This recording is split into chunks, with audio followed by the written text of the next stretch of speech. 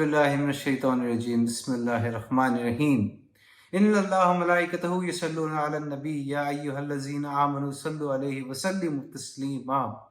अल्लाह ताला ने अपने आखिरी नबी नबी करीम रऊफ़ुर रहीम रहमतुल लिल आलमीन ताजदार कायनात आकाए कायनात इमाम कायनात रहीम कायनात करीम कायनात मखज़न कायनात नूर कायनात जान कायनात अक्ल कायनात जनाब हज़रत मोहम्मद मुस्तफ़ा सल्लल्लाहु अलैहि वसल्लम पर हमें दरूद भेजने का हुक्म फरमाया, क्योंकि उसने कहा कि मैं और मेरे फरिश्ते आप सल्लल्लाहु अलैहि वसल्लम पर दुरूद सलाम भेजते हैं, तो तुम भी ए ईमान वालो आप सल्लल्लाहु अलैहि वसल्लम पर दुरूद सलाम भेजो।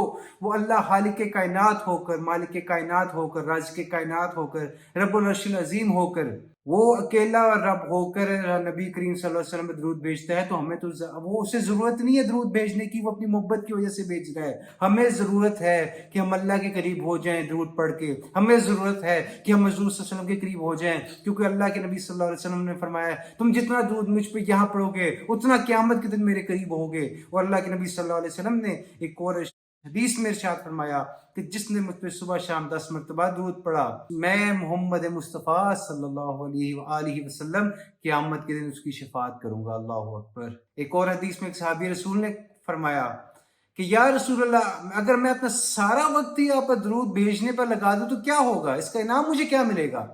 अल्लाह के हबीब रऊफ़ुर रहीम फातिमा ज़हरा के बाबा, हसनैन के नाना, आमना के लाल, सहाबा के आका और मौला अली के आका, हज़रत अबू बकर उमर उस्मान के आका ने फरमाया तेरे सारी फिक्रें दूर हो जाएंगी, सारे गुनाह माफ हो जाएंगे।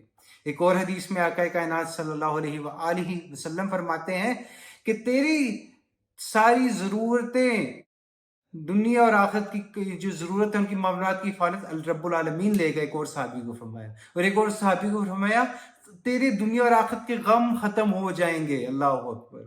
तो हमें चाहिए कसरत से दरूद पढ़े, जितना दरूद पढ़ेंगे हमारा रूह हजूर से करीब होता जाएगी, और मरने के बाद इसका फायदा ये होगा हम हजूर सल्लल्लाहु अलैहि वसल्लम के साथ सिर्फ क़यामत के दिन नहीं, जन्नत में भी हजूर के करीब होंगे। हजूर से हम हजूर का दीदार करेंगे, हजूर से बातें करेंगे। और मोमिन को क्या चाहिए?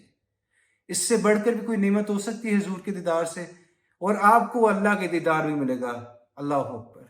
हजूर का दीदार भी मिलेगा, रब्बुल आलमीन रब्बे कायनात मालिक कायनात खालिक कायनात का आपको दीदार मिलेगा।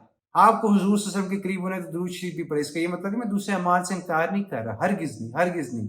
इसका ये मतलब है कि हम नमाजें भी छोड़ दें, कुरान पढ़ना छोड़ दें, नेक अमाल छोड़ दें, फ़राइज़ छोड़ दें, नहीं। ये अल्लाह का हुक्म है कि ये भी करो, लेकिन दरूद भी पढ़ो। दरूद की भी कम अहमियत नहीं है दीगर फ़राइज़ से। जिस काम सिर्फ वाहिद काम अल्लाह ताला जो है ये हम काम से हम वो भी ये काम करता है, लेकिन फ़र्क ये है वो खालिक होकर खालिक रहते हैं, मखलूक होकर मखलूक रहते हैं।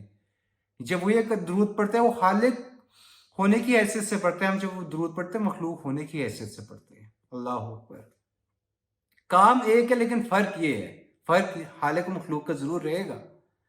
लेकिन हम सबको चाहिए हजूर सल्लल्लाहु अलैहि वसल्लम पे कसरत से दरूद पढ़ते जाए, अपने आप को फना कर दे हजूर की मोहब्बत में। सारे मुसलमान अपने आप को फना कर दे, चाहे कोई शिया हो, सुन्नी हो, अहले हदीस हो, देवबंदी, सलफी, किसी भी फिरके से वो ताल्लुक रखता है, उसे चाहिए हजूर की मोहब्बत में अपने आप को फना कर दे। फिर अल्लाह की कुर्बत मिलेगी, फिर उसे जन्नत दुनिया और आखिरत के बुलंद दर्जात मिलेंगे, उसकी दुआएं कबूल होंगी। अल्लाह ताला हम सबको अमल की तौफीक अता फरमाए। व आखिर दावाना अल्हम्दुलिल्लाहि रब्बिल आलमीन।